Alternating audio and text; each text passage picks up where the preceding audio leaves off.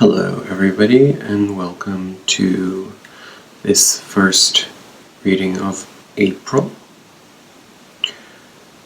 Welcome. We are now in the thick of Aries season, and we are on the verge of the full moon in Libra, which takes place next Tuesday, Wednesday, depending on where you are in the world. The Libra full moon promises us the opportunity for a little bit more balance in our lives. We've certainly all had plenty of time to sit with ourselves, to observe who we are without the distractions of an outside identity.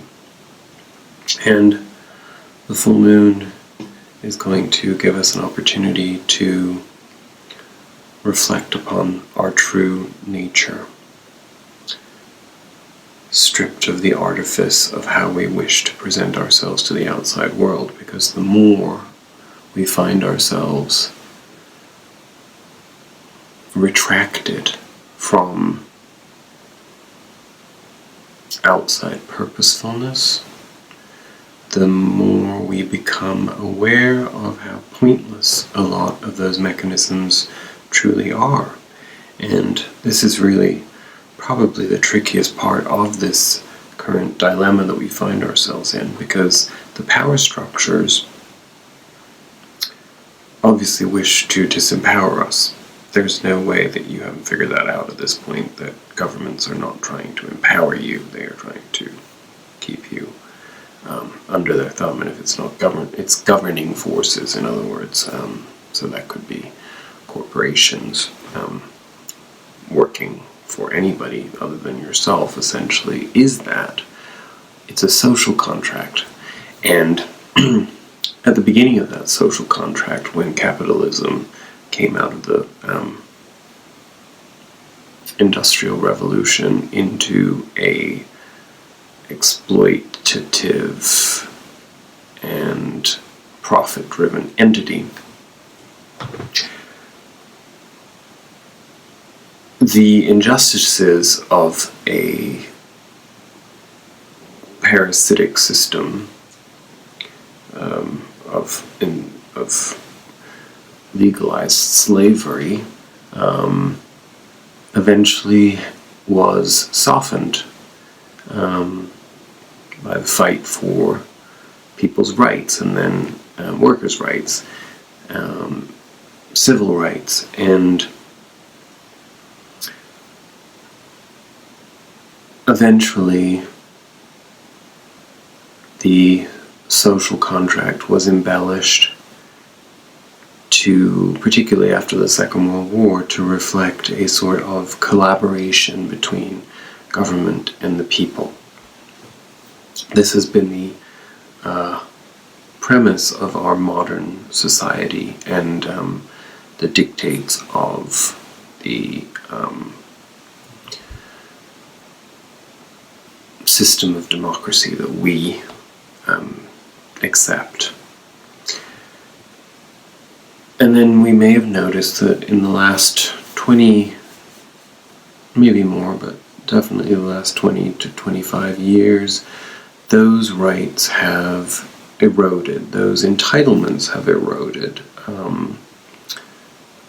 The protections that we have that say that in exchange for our labor, our investment, we receive dividends in the form of pay, security, work-life balance.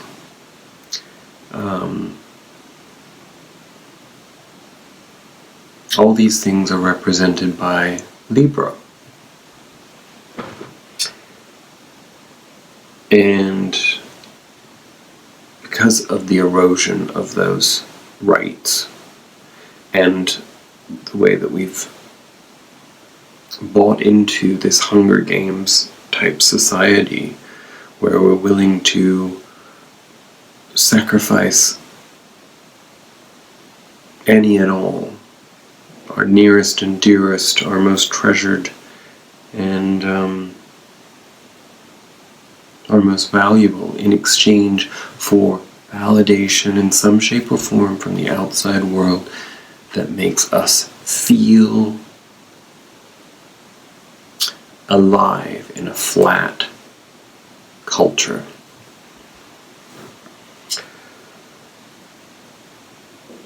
That is all under the microscope, under these conditions. Sorry I had to go a very long way around. I hope that you got the gist of what I was trying to convey. That is the Libran energy that we are going to be encapsulating on this full moon, and I want us to give that conscious thought and space, that entire dynamic, what it means to us, how much we have independent views on our identity outside of those social contracts, and what an idealized version of that, given the current circumstances and where the world is going, will look like for you. Because whatever that is what you are going to be working towards going forward. So that all sounds very practical, but in actuality it is all in here.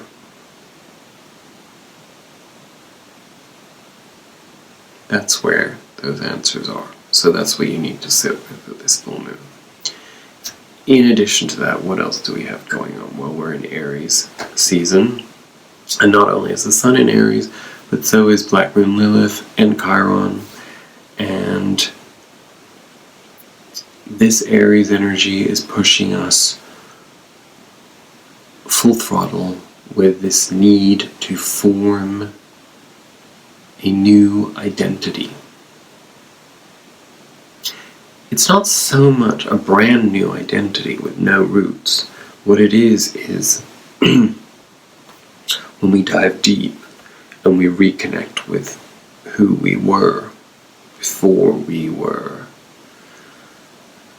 transformed by social contracts and spiritual contracts of obligation and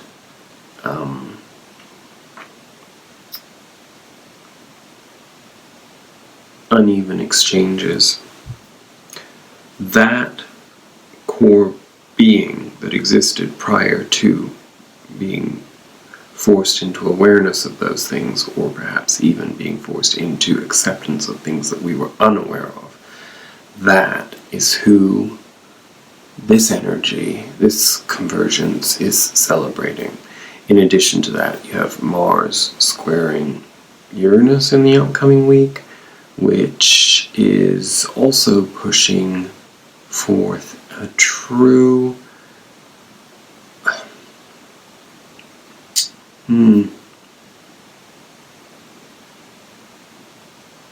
unpredictability as to how that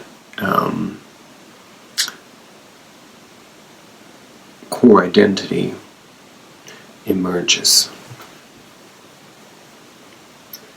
Mars is dramatic and a fighter and the opposite of a wallflower. So much of what this energy is currently about is all hinged on something even bigger than all of the things I just told you about, which is this Jupiter, Saturn, Pluto energy that we're dealing with. I believe there's a sextile forming, and you don't need to know what any of that means. Sometimes I really don't know what it means myself, but I'm discovering it by being intuitive in my observations of how these aspects affect me and the world around me, And it all starts to make sense because Pluto is that destruction, Jupiter is that very intense gravity of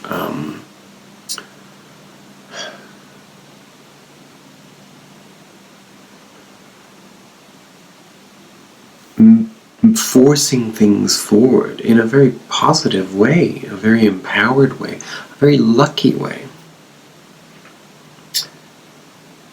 It is the power. It's something about the way that Jupiter processes the energy of the universe. It empowers our spiritual journey forward. And all of this requires the courage to reclaim our power, our individual power. Which brings us to this week's Spirit Animal Oracle card, Panther Spirit. Reclaim your power. It's an eerie looking panther.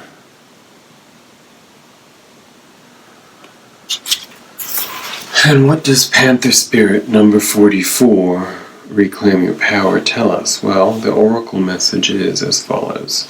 It takes courage to face challenges, and right now, Panther Spirit is here to say that you are braver than you think. Now is the time to take a risk and step into a different aspect of your being.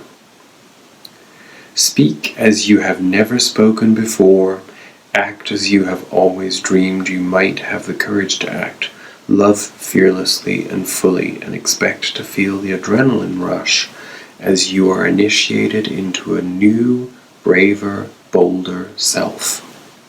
Panther Spirit says the time for dreaming about what you want to do is giving way to that first courageous act toward reclaiming your Panther Spirit and power. Your new identity may feel strange at first, but you have what it takes, and your soul wants this, so be bold. And for those of us that are struggling with that transition and understanding what that actually even means, perhaps, because it's very easy to get caught up in the idea of empowerment, meaning marking our territory. Perhaps even in panther terms. Being on the prowl even. And I don't mean sexually, I mean, territorially. For prey. But that's not really what this energy is. This energy is actually the real courage of Panther, is being in the position to know who you are and to gently assert that. So, apply that. And here's for those of us that need the protection message. Are you feeling shaky because you have made a bold move and have not yet seen confirmation that everything is going to work out? Or is fear holding you back? Are you afraid to act until all risk of failure has been removed? The moment when there is no risk whatsoever will never come, so follow the urging of your Panther Spirit within and look your fear in the eye. Have you ever heard the famous line, "The only thing we have to fear is fear itself"? Was actually the term that I was meant to use last week, if you remember rightly, and came out with some ridiculous paraphrasing of it. So thank you, Spirit, for giving us that opportunity to revisit that. The only thing we have to fear is fear itself.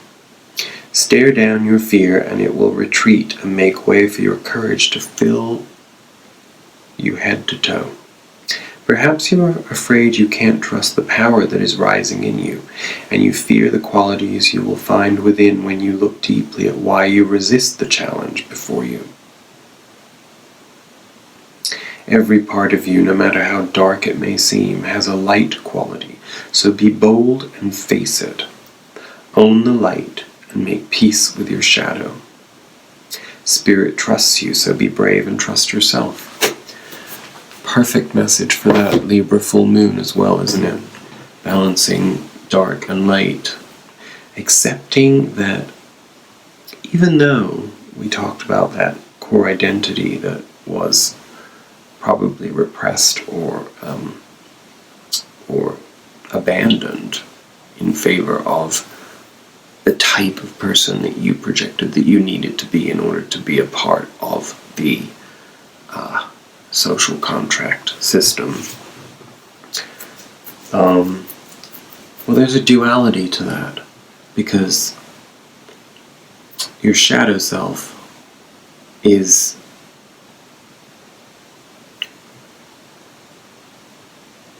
in this terrestrial existence. I'm not talking about, past life carryover, but in this particular existence, we'll focus on the now and the body that we're in.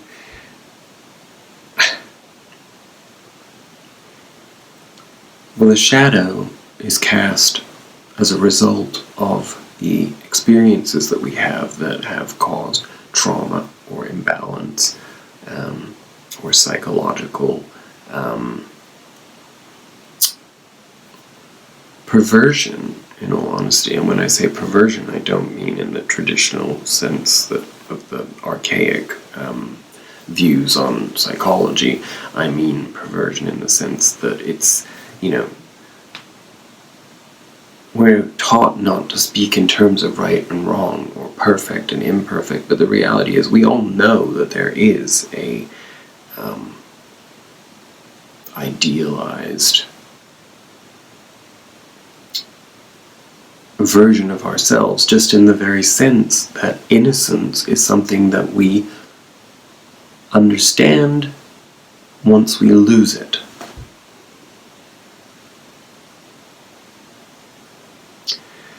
And that feels like a big disappointment to us as human beings. And it's often what extinguishes our spirit, our flame.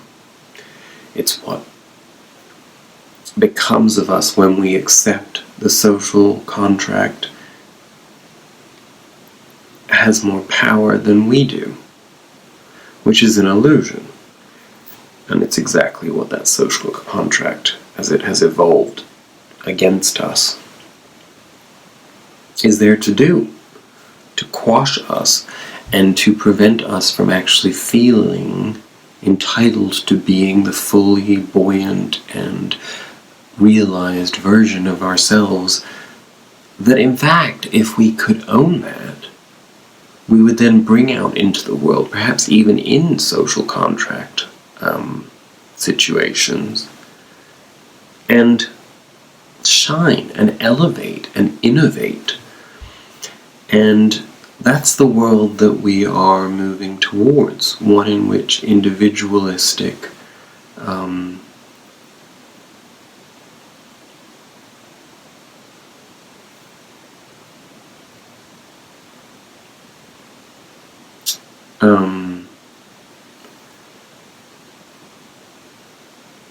progress actually serves the collective. Individualistic progress serves the collective.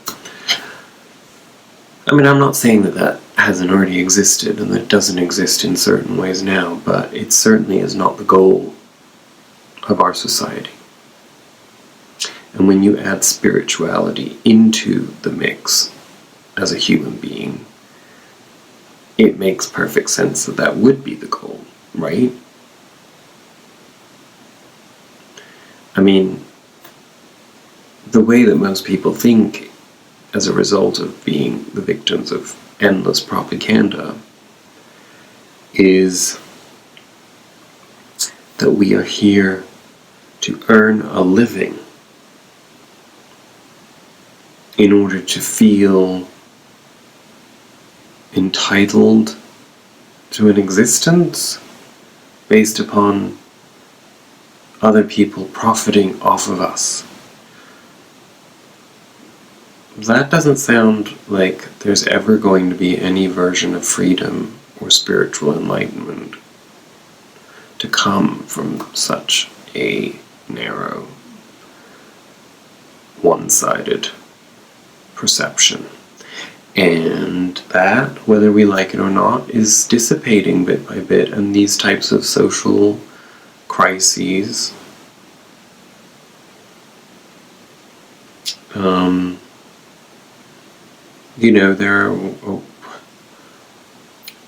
I'm not even sure that they're a once in a century occurrence. They may be a once in every 250 or 300 year occurrence, in the sense that the type of social overhaul that we are likely to experience as a result of whatever is going on currently is so radical that we can't even wrap our heads around it. And what would be the point of trying, in all honesty? I mean, that's kind of the excitement of it, in my mind, and probably in many of you who are watching, in your minds too. But for the vast majority of people, that's also what terrifies them. So we are seeing a lot of that around us. The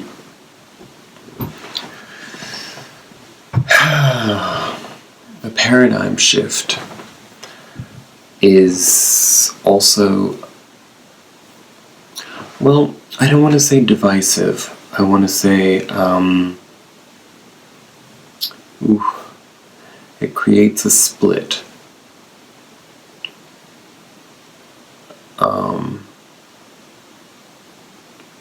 In consciousness, dimensional consciousness. You may be actually feeling that. There's a sense that maybe there's a lot of people from your life, you're not actually experiencing them right now because you're isolated. But there's a sense that people are kind of moving into different worlds. I feel like I live in a completely different reality from what I observe in the outside world. So, let's get into that in this week's reading. Our underlying energy, the Hierophant, the High Priestess. Last week was all about the Hierophant. It was all about the traditional structures and entering into the understanding of the mechanisms, I think, of tradition and societal structure in order to better understand how we can adapt moving forward on our individual journeys and with our soul tribes.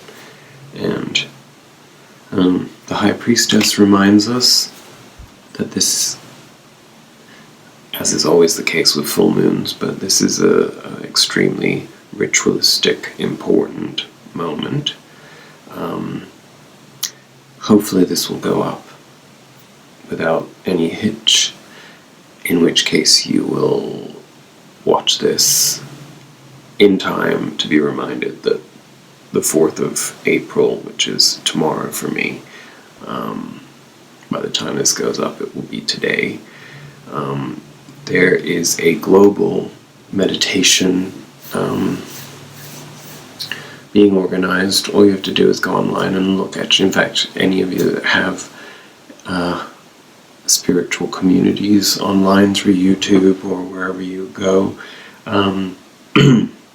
you will probably already have heard that there is this. So that's something to work towards, setting intention towards the changes that we're looking to make, And it's also a preparation for full moon energy. And we all know that the full moon has an enormous amount of power over us, and if we are receptive to it, this is when our consciousness can get huge upgrades. So that is what's on the horizon for us this week ahead. In our foundation energies, we have the Ace of Swords, the Nine of Swords,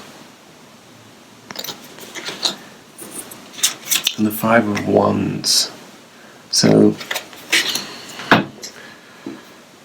as a collective and individually right now, many of us are coming to new understandings. Our ideas are becoming sharper than we ever imagined. And those ideas and perceptions are so outside of the existing archetypes and structures. And so what does that do? Rather than being able to celebrate that, we go into Nine of Swords energy, which is fear, worry, getting on that ridiculous hamster wheel of thinking that somehow, it's the problem of worry and fear is that it blinds us to the own mechanism of what we're doing, which is seeking out the energy force that will keep us in the loop of fear. And for lack of a better way of putting it, what that comes down to is you don't have the answers because you're not in control. And you are trying to control things that are far beyond your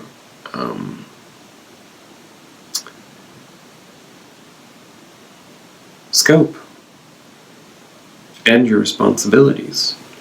The only thing that you have a responsibility to do right now is take care of yourself and your health and your well-being and your spiritual and physical and mental balance. I mean, that's really all you are meant to be focused on right now. Now, of course, when you have other things in your life that are preoccupying you, and their obligations through social contracts, like work, of course you can't shuck that responsibility, and neither should you even be thinking about that. That is not the issue at hand. The issue at hand is focusing on the things that you cannot change and worrying about those or letting them irritate you or trigger you, instead of focusing on what the Five of Wands portrays, which is this to me. The Five of Wands is the alchemist without the knowledge of his tools and his powers. Or he's temporarily forgotten them in any case. Because he's contemplating the elements, but he's not sure of himself. He's been destabilized.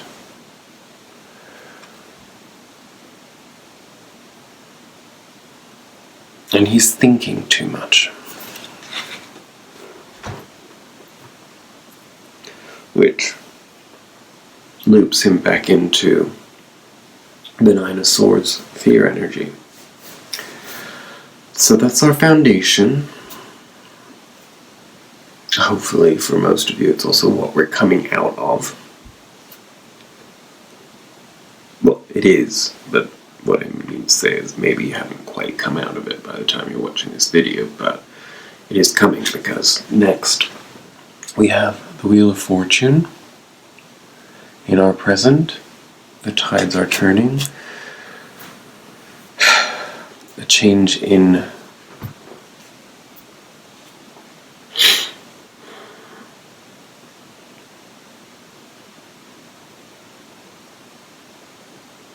speed.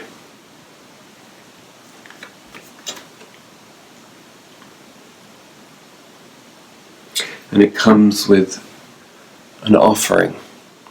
The Knight of Pentacles carries that pentacle, which is stability, which is foundation, which is it's a building block. It is a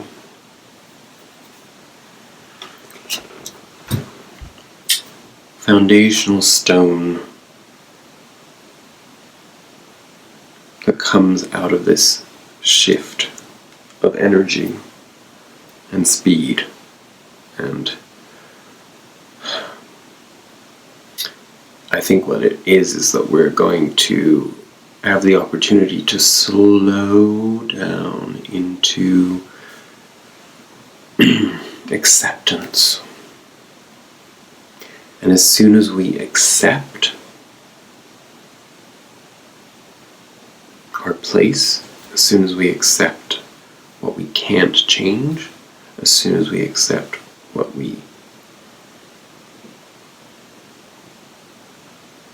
as soon as we surrender,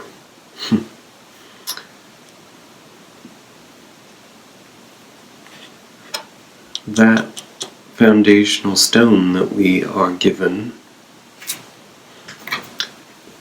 is the missing one that brings us to the 10 of Pentacles.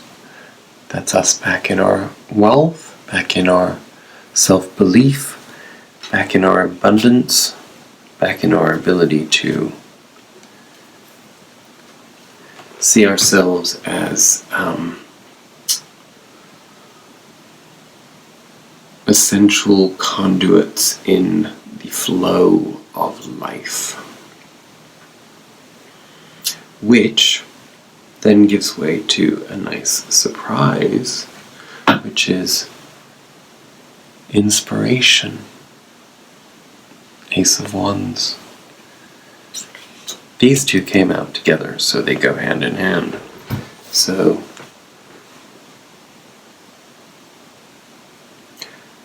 when we simplify our sense of responsibility to being responsible for ourselves only, letting go of what we cannot control, we then come into the fullness of our legacy, which gives us, even if we don't have very much, it gives us enough to feel safe.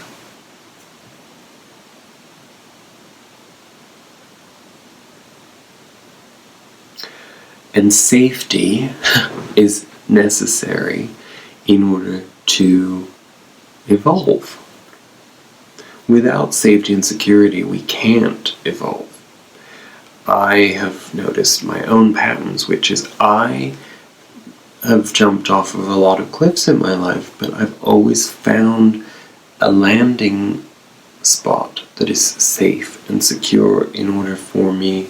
I mean, I don't take responsibility for that. I feel I've been very blessed and guided, because I obviously have more to accomplish. Otherwise, trust me, my days would have been numbered a long time ago. But those gifts of security that came through people that I love and that love me, sometimes very surprisingly, sometimes completely serendipitously with no planning. And those people gave me the opportunity to nourish myself in order to turn into the fullest version of who I am, to be able to finally come into that acceptance of the wealth of who I am that does not need to be compromised or diminished for anyone. I am not too much of anything. And when I say I'm speaking very selfishly of myself, but I don't mean it with vanity. I'm speaking on behalf of all of us.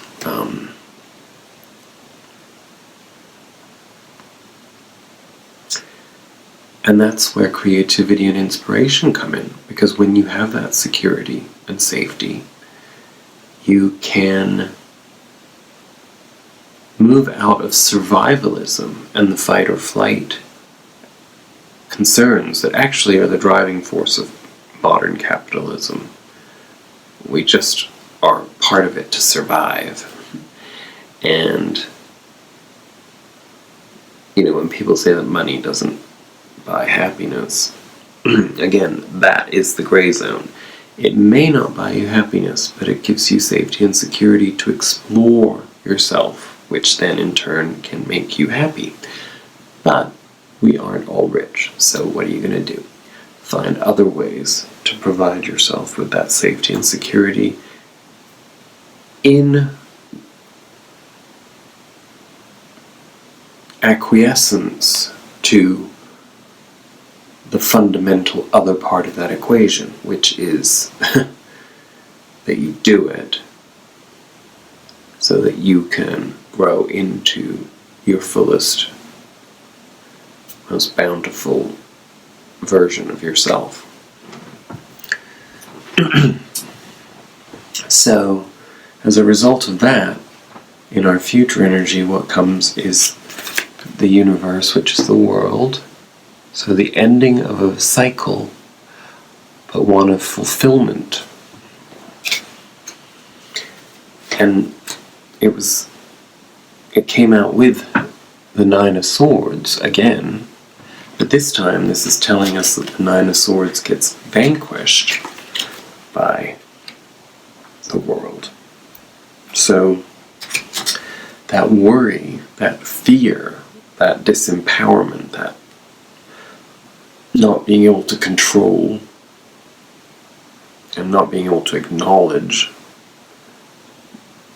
that, rather than focusing on that powerlessness, you can focus on the power that you have within yourself, and over your ability to flourish and grow into the best version of yourself, so that you can go kick ass in new ways. So that takes care of itself. See how beautifully that flows, that energy. And then that brings us again into the Emperor energy, which we had last week. So again, this is very important. I mean, this is also a very heavy Aries card. So,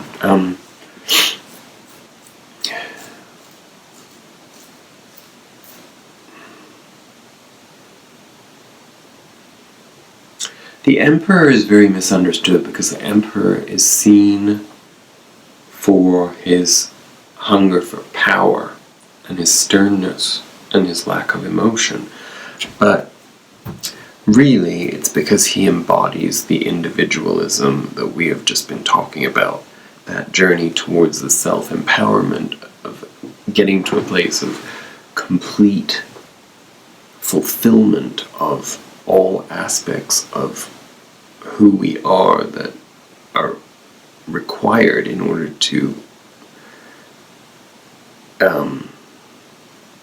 find our purpose in life. And I don't care how old you are, you haven't yet found your purpose. Because as long as you're still living, you are still purposeful. It sounds so simple, but I think a lot of people forget that. Especially as they get older.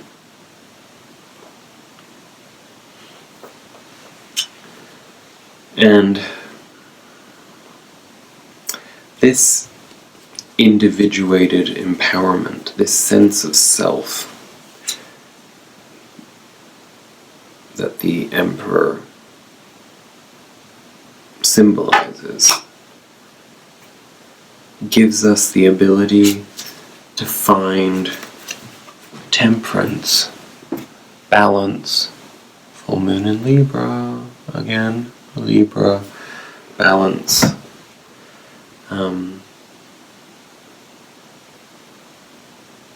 message there, crowning this. So this is a powerful full moon. It's just a reminder of that. Sorry I went off on that.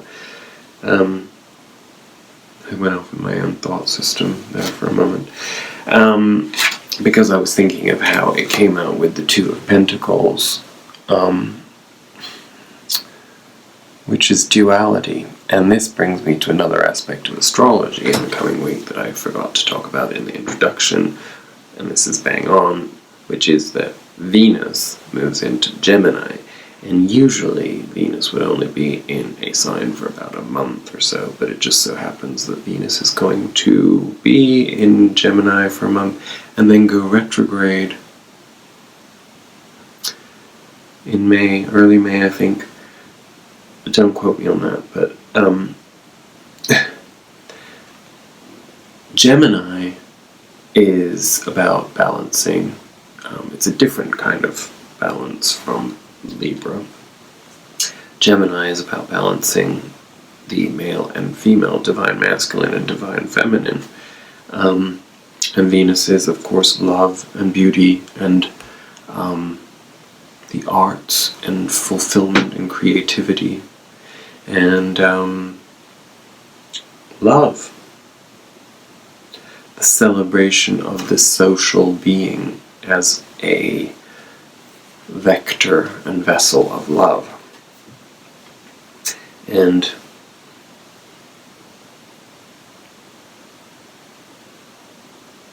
in order to be that, and to be the best version of that, your divine masculine and your divine feminine have to be in alignment with one another. And they get there through temperance, through balancing things out. So the Two of Pentacles is about balancing, and temperance is about balancing. So essentially that tied in with the Libra full moon and Venus moving into Gemini and us having that very long, because I think it stays until the end of August or beginning of September in Gemini. That is the energy that we're going to be experiencing, this balancing act within ourselves.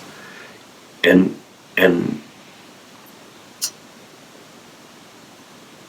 you know, before anything balances itself out,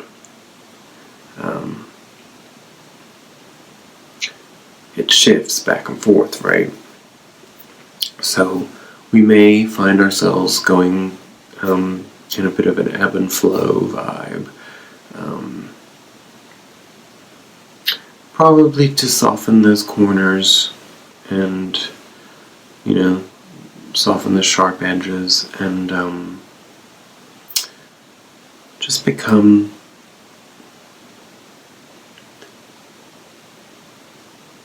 more in alignment with the simplicity from where we started, that core identity that we were talking about in the very beginning. What that core identity and the embrace of that does is it allows us to return to an understanding of who we were before things got so complicated, where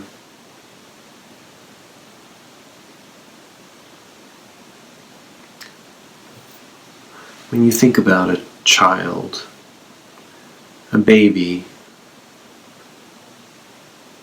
but then also as a child too, before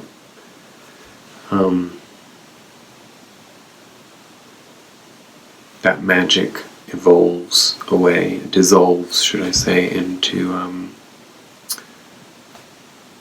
being conditioned for the social contracts that we believe we have to impose upon our children in order to give them a chance to survive in the world. Well,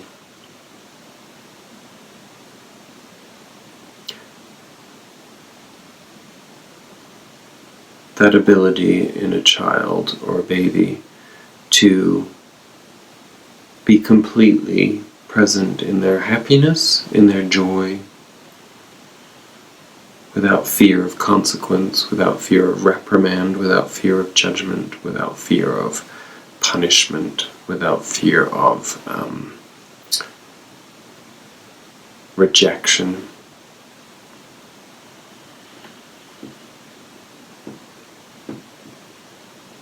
The beauty of the innocence of that smile that you see on a baby or a young child who hasn't been conditioned by any of those things is that core identity. And it's in there. And practice that. Practice laughing on your own. Practice smiling without restraint.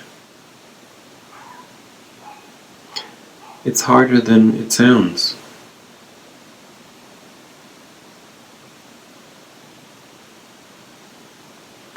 And it really only happens when we enter a childlike state. And that's what we want. That is where we are at our best. All these years of trying to be serious and prove ourselves, just to be judged and rejected over and over again, because the more you shine, the more there is going to be a resistance to whatever it is that you're tapping into that other people are having a hard time tapping into.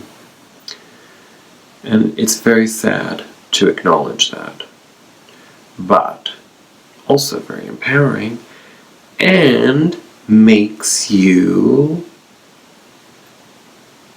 just say, who cares? Smile, be silly. I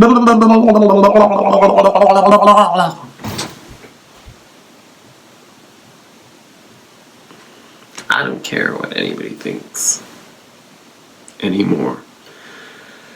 And I feel pretty good.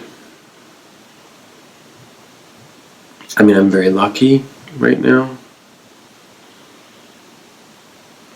But I know what's important to me. I don't like to be hungry, and I'm not hungry, and I'm eating well.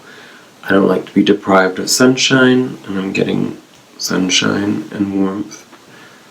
It is going away for a few days, unfortunately, in Southern California, but I will not rub that in because some of you viewers may be in places where you have to deal with that all the time. And you know how I feel about that. And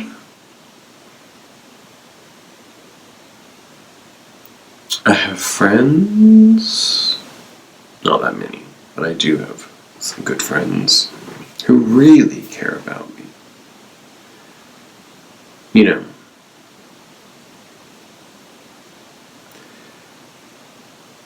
people who actually want to give space and importance to the things I have to say, and who want to understand who I am.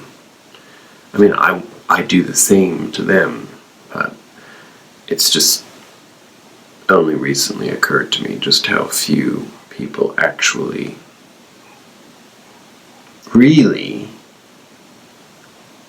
care and are actually interested in who I am.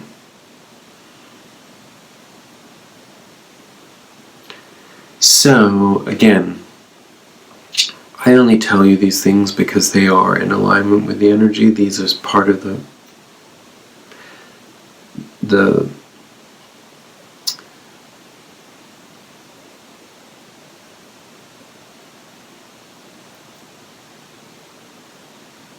revelations that are emerging in these times. And that's all I have for you. I realized I was just sort of continuing rambling, but the fact of the matter is that that's it. I hope that there was something in there for you. I hope that it at least inspired you, and if not, then I really hope it entertained you a little bit. And we're getting good at this.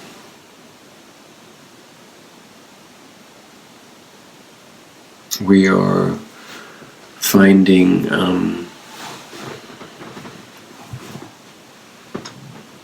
our rhythm. We're understanding where this is all going, right?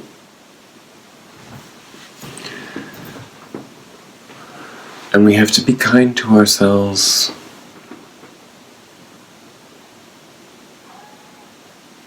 We can't just give all of ourselves away to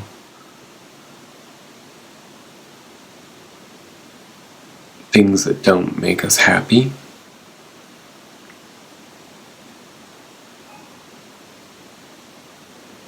And nobody wants to hear it, but the reality is you have that choice, whether you like it or not. You have the choice to decide how you're going to feel at any given moment.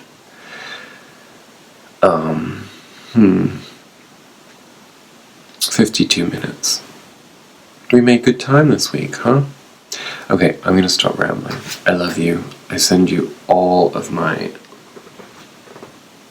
brightest sunshine of love and good vibes. And I will say I'll hold space and set a special intention of collective empowerment for you